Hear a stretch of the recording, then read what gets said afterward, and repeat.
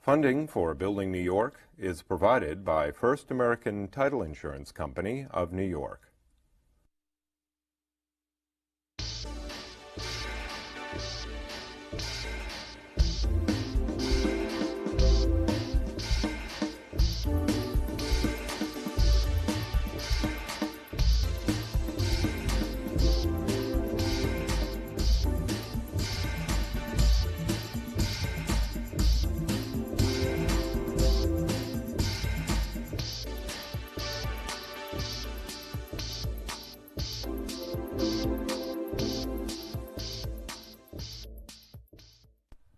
Welcome to Building New York. My name is Michael Stoller.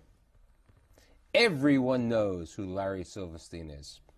Larry Silverstein has developed over 20 million square feet of space. He presently manages and owns over 7 million square feet of space. He's one of the largest owners and developers in Lower Manhattan, Midtown Manhattan, and for the past 50 years been very active in every activity in real estate. I'm very fortunate to have Larry Silverstein, president of Silverstein Properties, as my guest today.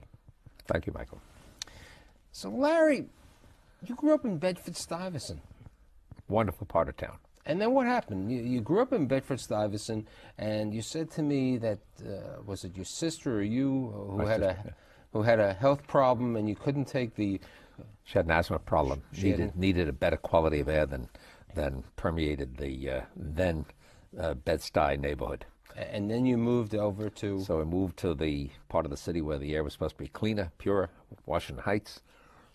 It was. And once we got to Washington Heights, then I developed asthma. She lost hers, but I developed mine. And you went, when you were in high school, you went to the music... Went to High School of Music and Art. My father was in addition to being a real estate leasing broker, he was a classical pianist. He wanted to make his livelihood at the piano, but realized after a while with family that wasn't going to work. But he taught me the piano, he taught my sister the piano. The result is both of us went to the High School of Music and Art.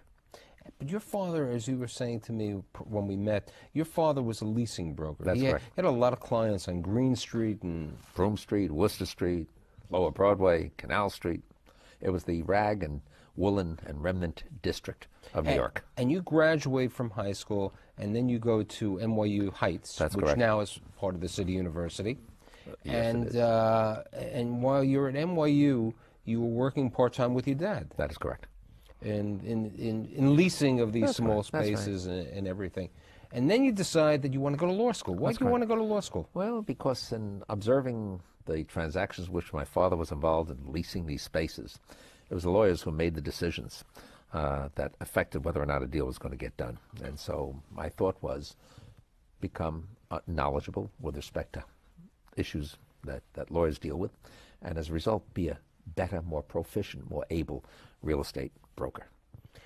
And you go to law school during the day. Mm-hmm. You go to Brooklyn? Brooklyn. At that time we could go to law school in the morning, and by noon we were out, and then I could join my father in the afternoons and learn the business.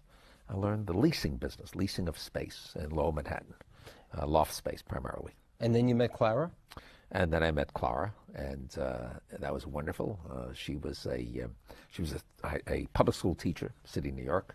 She was earning $3,200 a year, and for the first 3 years of our marriage, we literally lived on her salary. So it wasn't Larry Silverstein, the real estate leasing broker, who was making the living. It was Clara Silverstein. There was Clara Silverstein. Who was supporting the family. She was a fantastic meal ticket, and at that point in time, we had no children. But a time came when children came, and a transition was required, at least by me. And so I remember sitting with my father one day and saying, "Dad, I'm going to start it this way, and this is no way to go. We have to become owners instead of brokers." And suddenly you find a building at 220 East 23rd Street. That's correct. You have no money. Correct. And how did you think that Larry Silverstein is going to buy this office building over there? And how much was this building? Actually, the building was a loft building, not a new one, but an old one, on East 23rd Street. And it was the building. I remember getting the listing to sell the building, and it was a building that was selling for $600,000. And I looked at it. My father looked at it, and I said, "Dad, why don't we try to buy this one?" And we needed $15,000 for signing the contract to the building. And we did not have 15,000. Went to every bank we could find to borrow the 15,000, and no bank, since we had no collateral, there was no bank willing to lend us the money. Subsequently, we finally ended up on a place at 85 Delancey Street, Which the old was Public National Bank.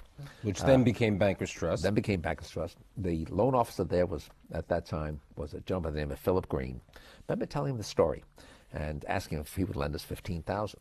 So he asked us for some papers and so on. We showed him the transaction, how the whole thing would work. And he put a piece of paper on the table and said, "Sign it." And I looked at it and I started to read it. He said, "Don't read it, just sign it." I said, "But what is it?" He said, "It's a promissory note." So I remember saying, "Are you going to give us the money?" He says, "Isn't that what you want?" I was just so absolutely shocked that we finally found a banker willing to lend us the $15,000. Yeah, but it was $600,000. Yes, it was. So you needed $585,000 more. Additional. So at which point he said, "Well, how do you expect to go about this?" And I said, "Well, what we need to do is get ourselves a mortgage. And so we're paying $600,000. Hopefully we'll get a mortgage of about $450,000. And thereby only require $150,000 in cash. And to get that, we'll try to go out to 15 people with maybe $10,000 each." But Larry, I mean, you said to me, you really, people learn and follow the leader, and you followed the leader of Larry Wien. That's correct. That is correct. Harry Hemsley's partner. That is correct. And you were going to syndicate. That's correct. And they had just done this with the Empire State Building, and I said to my father, I said, "Listen, if they can do this with the Empire State Building, we should be able to do this with this building." And so what ensued, we successfully obtained a first mortgage for the property. It wasn't there the interesting story about the banker on the other side of 23rd Street correct. said to you, "You need an appraisal." That is correct. And So we went to a gentleman by the, I said, "Who do you recommend?" He said, "Leon Spear."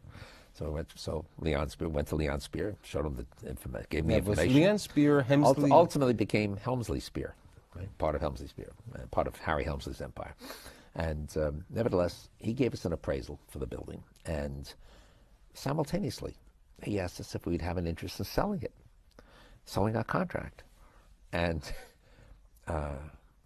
my father said, "Well," Now, how much did he offer you a profit? he offered us a $100,000 profit. So wait, so you got Larry Silverstein over here, who didn't have the $15,000 to buy, to even go in the contract. You have Larry Silverstein, who's going to get the mortgage, and there's Larry Silverstein, who's going to have to get these syndicators over there, and Leon Spear offers you $100,000, and you're 26, and you didn't take it? And I must tell you, no, if it was my determination, I would have taken the money and ran.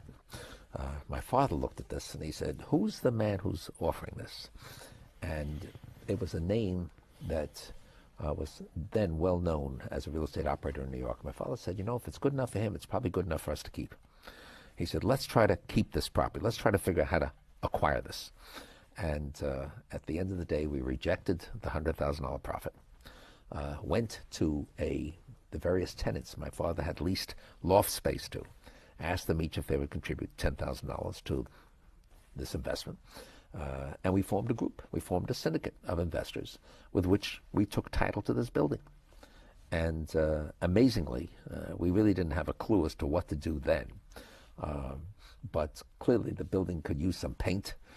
It was kind of dark and dingy, and the lobby needed some lighting. The entrance was very dark and unattractive. And so we managed to make it look more attractive with paint and lighting and so forth. And next thing we knew, we were able to lease some of the vacant space in the building. And based upon that, we began to distribute to each of these investors 1% a month, 12% a year, which was a pretty good rate of return. And so they were thrilled, and they said, "Why don't you go out and buy another property?" And the second property, So you second bought it from property, Harry Hemsley. we actually ended up buying a building from Harry Helmsley, and a building on East 47th Street, and that was a larger transaction, and we did it similarly, and that worked quite well. And then the second led to a third, led to a fourth. But wasn't there a turning point? I think you said to me 105 Madison Avenue. That was a turning point for you as a unique type of thing. You took a loft building or a warehouse. We took a loft building that was a center for the lingerie manufacturing trades. There were all manufacturers in that building, lingerie manufacturers. So there was sewing, there was cutting, there was shipping, so forth.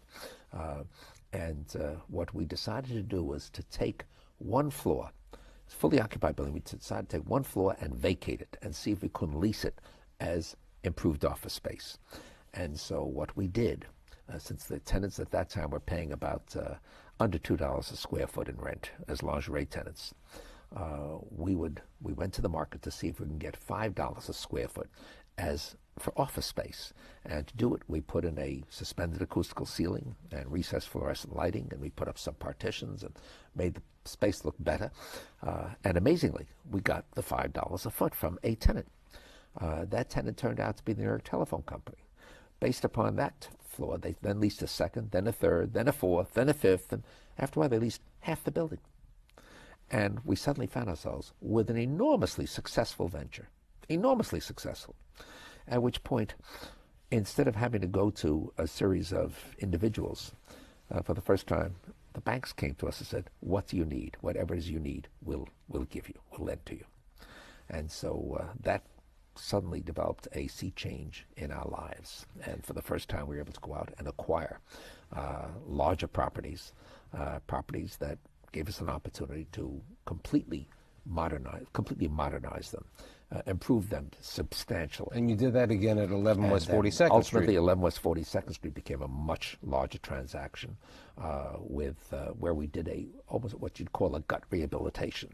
The only thing worth preserving in that building was the shell and the core, the floors. But on the interior, everything needed to be redone. And we did. And we converted that building into a modern office building, if you will, and successfully leased it to large tenants, occupying floors that were almost 40,000 square feet in size. Building location was on West 42nd Street through to 43rd Street. Good location, and it became a very successful venture. How does Larry Silverstein leave the office space and go to the west side between 11th and 12th Avenue, where nobody wanted to go, and build a residential? You get involved with a garage, right? A big parking lot. In fact, there was the Chinese embassy was there. That's true. But we found that there was a square block that suddenly came on the market. 11th to 12th Avenues, 41st to 42nd Street. It was a single-story. It was zoned for single-story industrial. As a matter of fact, it was a big parking lot at the time. But all you could do with it is manufacture on that site, but single-story industrial. The seller wanted $20 million for the parcel. And this is what, 1980? This is 1984. And I looked at the parcel, and I thought to myself, my goodness, a square block on 42nd Street in Manhattan. Extraordinary. Literally extraordinary. True, all the way over to the west side. If you went off any further west, you'd get wet. You'd be in the Hudson River. Great views of the river. Great views. And very cold in the winter, very blowy.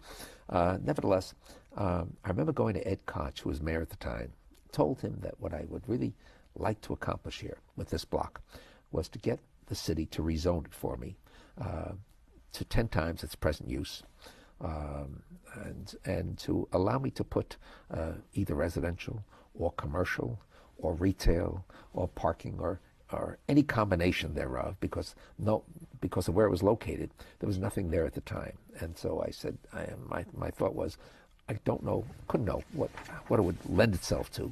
Therefore, I needed flexibility in the zoning. And I said, but I need it rezoned. And so he said, it sounds like a reasonable idea. He said, there's no commitment from me.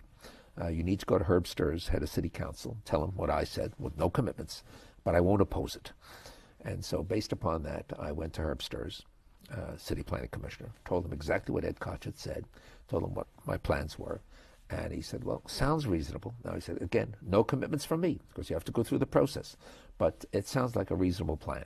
And now it's your call as to whether or not you want to take the risk. I tried to get a conditional contract conditioned on rezoning, but the seller wouldn't allow us to do that. He said, if you're going to buy it, put down the cash and that's it.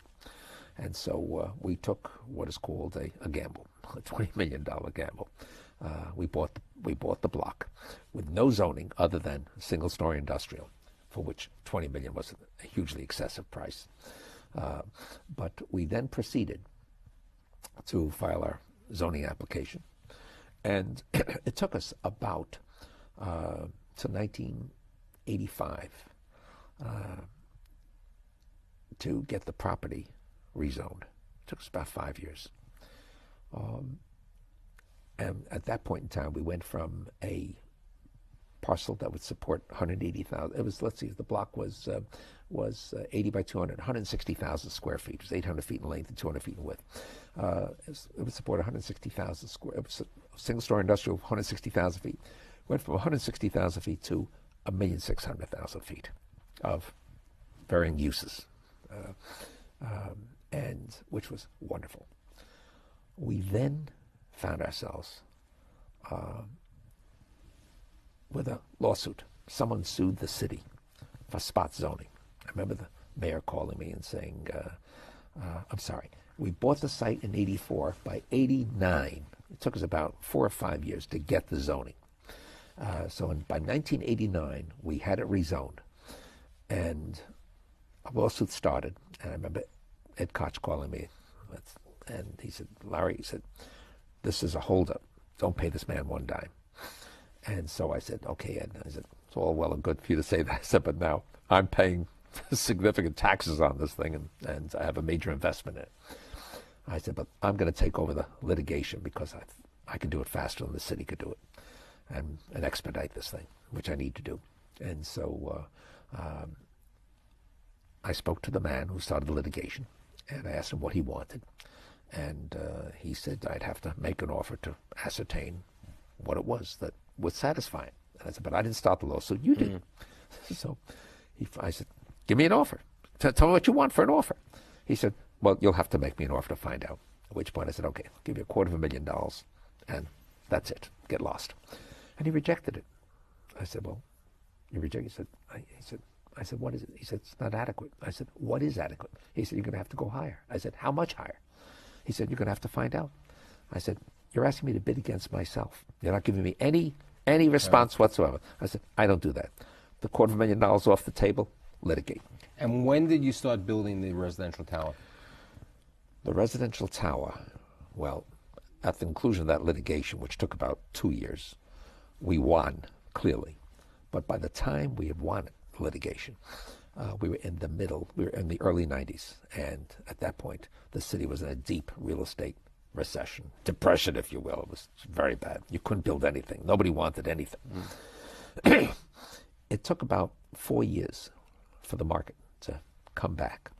And by 1996, it became obvious to me that this could be an excellent site for a rental apartment house.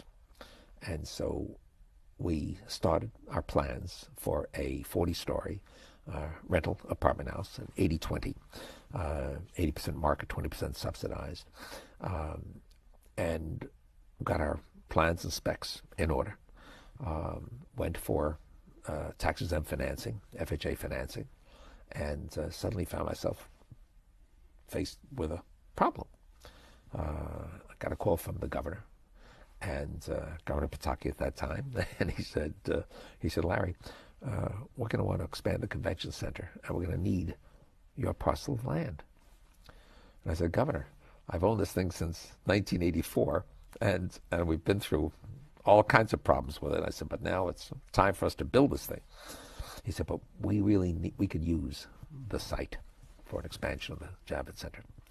And so I looked at the expansionary plans for the center, which at that time were on the table. And I remember making a proposal to him, to which we would actually donate the land. He wouldn't have to give us the land. He wouldn't have to pay for it. Wouldn't have to condemn it. We'd give it to him, give it to the convention center, in exchange for which they would give us the air rights over the land, over the convention center, and allow us to build this building above. and give us some additional air rights that would make it profitable for us. And he thought it was an excellent idea. And so he said, Larry, he said, we're gonna see if we can't get this done. This is good for you and good for us. This way we don't have to pay for the land. And it made a great deal of sense. It was a win-win. Good for the state, good for the city, and good for us. As it turns out, a problem developed between the governor and Mayor Giuliani at that time, and they suddenly found themselves at odds. But finally, the building's built. But finally, the building got built. Let's go downtown. It's the early '80s, and you decide that you want to build a building, and you want to deal with the Port Authority, and you decide to build 7 World. Well, there was an opportunity in 1980 to bid for the site of what was called the Keystone site, owned by the Port Authority. They had built the Twin Towers. They were up and running, and decided in 1980 that they were not going to build yet again. They were going to leave that to the private sector. And so they put this property, the Keystone site, up for bid, and it was a sealed bid. And we decided to enter the bid, and we ended up prevailing. We ended up winning it. And so we went into negotiations with the Port Authority. Took an extended period of time, but we finally got a 99-year lease signed, and we now controlled the site. And we had the ability to build a 40-story, million-square-foot building with 25,000-square-foot floors. Now, there was a Con Ed substation that the port had built into the site, and through which they put the foundations for this 40-story building that was to rise above it. But as we looked at the site and the floor plans and looked at the marketplace, we came to the realization that the best use of that land was not a 25,000-square-foot footprint, but a 45,000, a 47,000, of close to 50,000, as much as we could get, because in certainly talking to prospective investment bank users downtown, they want the big floors. So you're able to get this change with Con Ed and everything, and you embark on building a 2 million square foot building. Correct. And your first tenant was who? Was it going to be Solomon Brothers or? Well, as the building was coming up out of the ground, we were building it on spec. As the building was coming up out of the ground, we got a call from John Goodfriend over at Solomon Brothers, who said, we might be able to use 1 million feet in this building. And so we proceeded to get together with them, made presentations and so forth. They said, we think we'd like to take 1 million feet. And so we started documenting the transaction at just about the time when the city was marketing the Coliseum site up on 59th Street, Columbus Circle.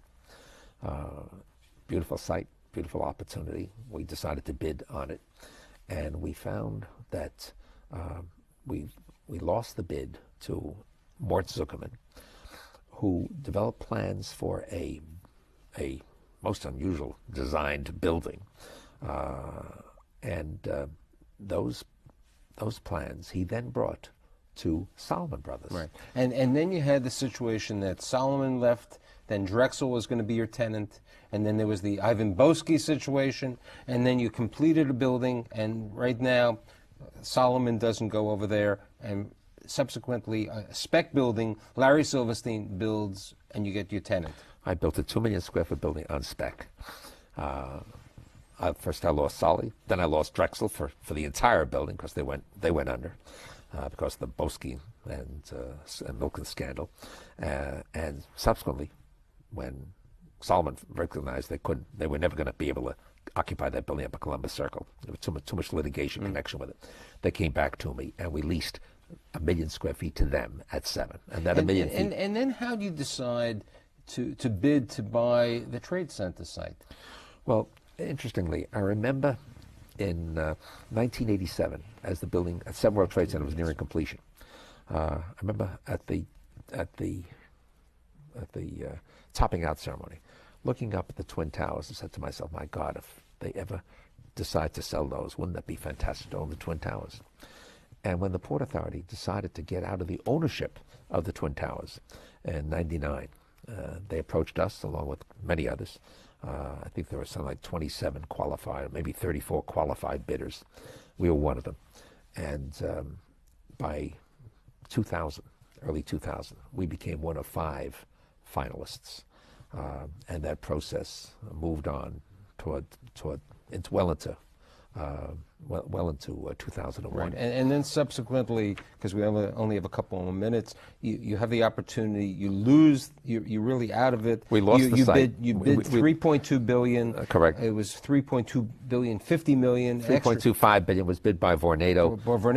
Then Vornado says to you, hey, you know how to deal with the Port Authority better than I do, and they leave. And then it's 7 weeks before the tragic events of 9/11. That's correct. Over there, we closed at 7. We closed at the 26th day of July, and in September the 1st of 2001. Right. We all know what happened. And here we are. Because I only have 2 minutes left, I really want to. And then you're moving your office down there. We're moving our office. That's right, correct. and your son and daughter are on their way down. Down, and then fortunately, or unfortunately, you have your skin.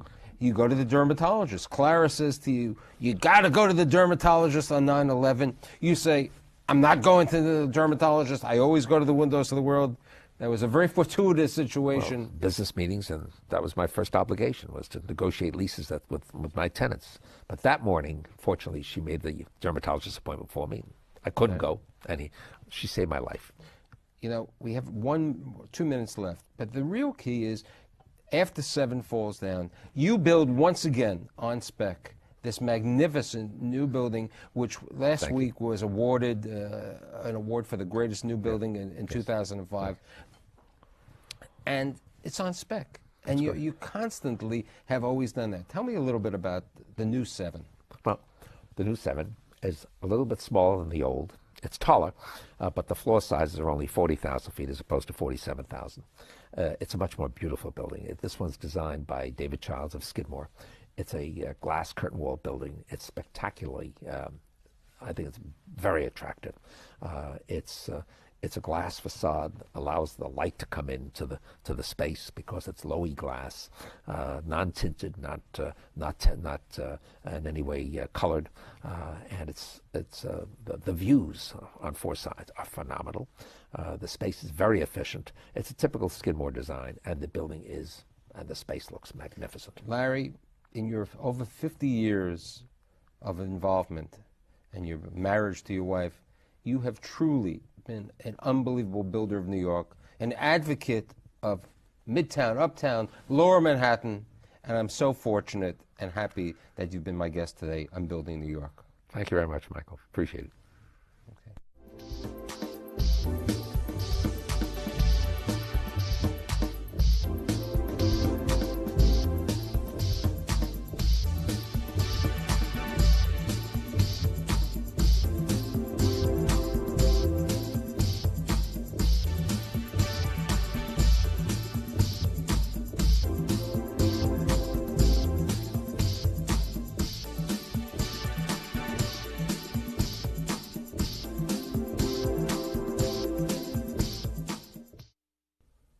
Funding for Building New York was provided by First American Title Insurance Company of New York.